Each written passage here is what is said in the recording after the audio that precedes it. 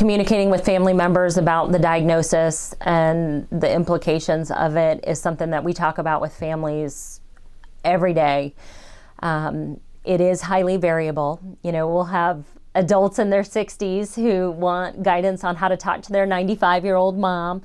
We'll have parents who come in who have young school-age children and they're trying to figure out how to talk with them.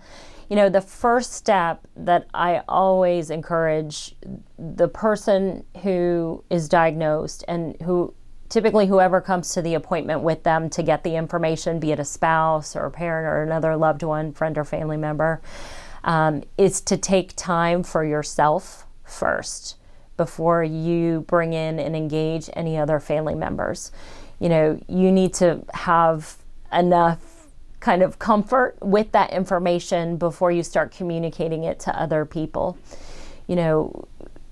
Allow yourself that time to do some homework, kind of gut check yourself about your own feelings with regard to the diagnosis before sharing it with others, and have a plan of how you're going to do that.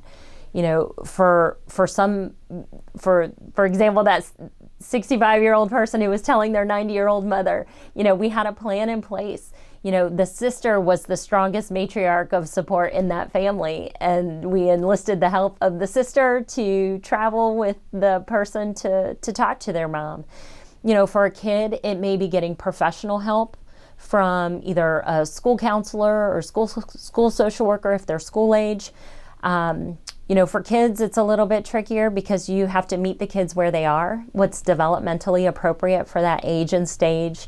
Families are often relieved to know they don't need to lay out the full scope of ALS, that we can talk about with small kids how, maybe a leg isn't working properly and it's getting weaker, which is why I can't run or jump or go to the playground. And that, I may have to start using a cane to help me walk around, but there are still plenty of other things that we can do.